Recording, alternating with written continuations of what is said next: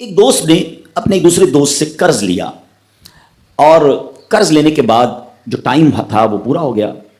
اب پیسے اس نے نہیں لوٹائے. بڑی کوشش کی اس نے کہ بھائی میری رقم واپس دے دیں. اس نے نہیں دیا. اب وہ یہ کیس لے کر عدالت میں چلا گیا اور جج صاحب سے جا کر اس نے کہا کہ اس نے میرے پیسے دینے اور یہ میری رقم نہیں لوٹا رہا. تو جج صاحب نے کہا کہ تمہارے پاس 30 دن ہیں, ود ان 30 days تم نے اس کے پیسے واپس لوٹانے ہیں ورنہ پھر تمہارے خلاف فیصلہ ہو جائے گا. تو وہ شخص گھر گیا. اب اس نے کیا کیا, اس نے صبح سے لے کر شام تک درود پاک پڑھنا شروع کر دیا. 1 دن 2 دن 3 دن 27 دن ہو گئے. وہ درود پڑھتا رہا اور انتظار کرتا رہا. پیسے تو تھے نہیں, 30ویں دن عدالت میں پیش ہونا تھا. 27 دن گزر گئے, 28ویں رات آ گئی. خواب میں اس کو کسی نے آواز دی کہ گھبراؤ نہیں, تمہارا قرض ادا ہو جائے گا. اگلے دن پھر درود پاک پڑھتا رہا. اب نبی پاک کی خواب میں زیارت ہوئی. آقا علیہ الصلوۃ والسلام تشریف لائے, فرمایا گھبراؤ نہیں, تمہارا قرض ادا ہو جائے گا. تم علی بن عیسیٰ وزیر کے پاس جاؤ اور اس سے کہو وہ تمہارا قرض ادا کر دے گا. اب جب صبح اٹھا تو بہت خوش کہ نبی پاک کی زیارت مجھے ہو گئی. لیکن پھر خیال آیا کہ میں اگر وزیر صاحب کے پاس گیا اور انہوں نے مجھ سے کوئی ایویڈنس مانگ لیا, کوئی پروف مانگا, کہ میں کیسے مان لوں تمہیں نبی پاک نے بھیجا ہے, تو اس بات پر تو میرے پاس کوئی دلیل نہیں ہے. اب 30ویں رات آ گئی, آخری رات ہے, صبح عدالت میں جانا ہے. درود پاک پڑھتے پڑھتے سو گیا. سرور کائنات علیہ الصلوۃ والسلام نے خواب میں پھر کرم فرمایا. فرمایا علی بن عیسیٰ وزیر کے پاس جاؤ, وہ تمہارا قرض ادا کر دے گا. کہ حضور میں چلا تو جاتا, مگر اگر وہ مجھ سے کوئی پروف مانگتا, کوئی ایویڈنس مانگتا تو میں کیا جواب دیتا.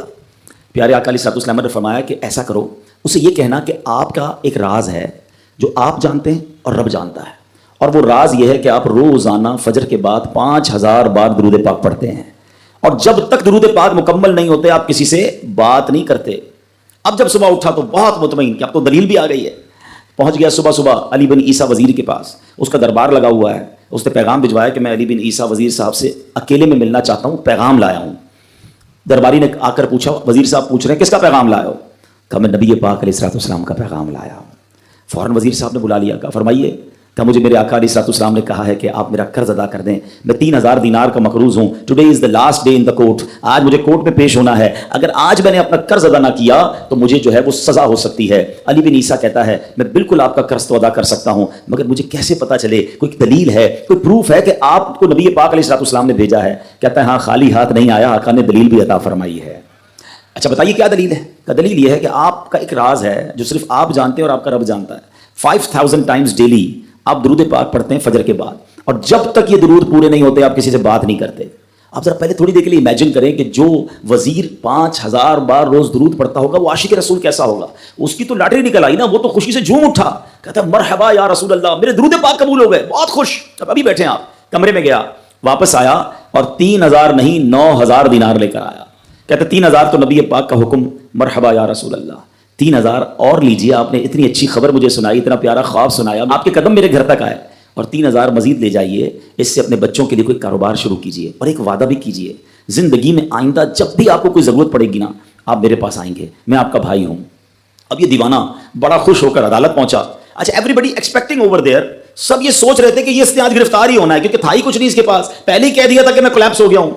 اب عدالت میں جاتے ہی اسے 3000 دینار جج صاحب کو دے دی کہ صاحب اس میرا قرضہ ادا کر دیں, میں جو ہے وہ اپنے قرضے سے بری ہونا چاہتا ہوں. جج صاحب ہوتے ہیں, انہوں نے کہا قرضہ تو ادا کر دیں گے, پہلے بتاؤ پیسے لائے کدھر سے ہو؟ تم تو کہتے تھے پیسے نہیں تھے تمہارے پاس, اتنی بڑی رقم کیسے انتظام کی؟ اب بھری عدالت میں گویا اس نے زبان حال سے یہ کہا کہ اتنا دیا سرکار نے مجھ کو, اتنی میری اوقات نہیں, یہ تو کرم ہے ان کا, ورنہ مجھ میں تو ایسی بات نہیں. اب اس نے بھری عدالت میں پورا واقعہ سنایا کہ میں نے تو کچھ نہیں کیا, آقا خواب میں تشریف لائے, میں وزیر صاحب کے پاس گیا, انہوں نے یہ پیسے دیے. سنو اس زمانے کے جج بھی کیسے ہوتے تھے. وہ جج دوران عدالت اپنے کرسی سے اٹھ کر کمرے میں چلا گیا. تھوڑی دیر بعد جج صاحب واپس آئے اور 3000 دینار اس کے ہاتھ میں دیتے ہیں. کیا سارا ثواب علی بن عیسیٰ لے جائے گا؟ میں بھی تو آقا کا امتی ہوں, تمہارا قرضہ میں ادا کرتا ہوں. اچھا اب جس نے کیس کیا تھا, سبحان اللہ, کیا ماحول تھا, کیا انداز تھا, کیا دل تھے, وہ بھی تو دیکھ رہا ہے. کہتا ہے میں بھی تو آقا کا امتی ہوں, رکے ذرا, کاغذ قلم دیجئے, بندے کو میں قرضہ ہی معاف کر دیتا ہوں. اچھا قرضہ ہو گیا معاف. اب جو 3000 جج صاحب نے دیے تھے, وہ بندہ کہتا ہے جج صاحب ہوں واپس لے لو, میرا تو قرضہ ہی ادا ہو گیا. تو جج صاحب کہتے ہیں جو پیسے آقا کے نام پر نکال دیے میں نے واپس نہیں لینے, یہ سارے تم ہی لے جاؤ. اب یہ 12000 دینار لے کر یہ عاشق رسول جھومتا ہوا اپنے گھر پر جا رہا ہے. اے میرے پیارے اسلامی بھائیوں، ایک رات پہلے ایک سنگل پینی اس کے پاس نہیں ہے اور اگلے دن 12,000 دینار ہیں. درود پاک وہ وظیفہ ہے جو دل سے پڑھا جائے تو سبحان اللہ یہ مصیبتوں کو ٹالنے والا وظیفہ ہے، یہ پریشانیوں کو دور کرنے والا وظیفہ ہے. اور یہ میں نہیں کہہ رہا، خود سرور کائنات علیہ الصلوۃ والسلام کی حدیث ہے جس کا مضمون ہے کہ جو پریشانیوں میں ہو، جو مصیبتوں میں ہو، اس کو چاہیے کہ مجھ پر درود پڑھے کہ درود پریشانیوں کو لے جاتا ہے، مصیبتوں کو لے جاتا ہے. ایک شاعر نے کیا خوب لکھا ہے اور واقعی حق لکھا ہے، ہر درد کی دوا ہے صلی علی محمد، ہر درد کی دوا ہے صلی علی محمد، تعویذ ہر بلا ہے صلی علی محمد. تو ہمیں چاہیے، خاص طور پہ ربیع الاول کا مہینہ ہے، کثرت سے درود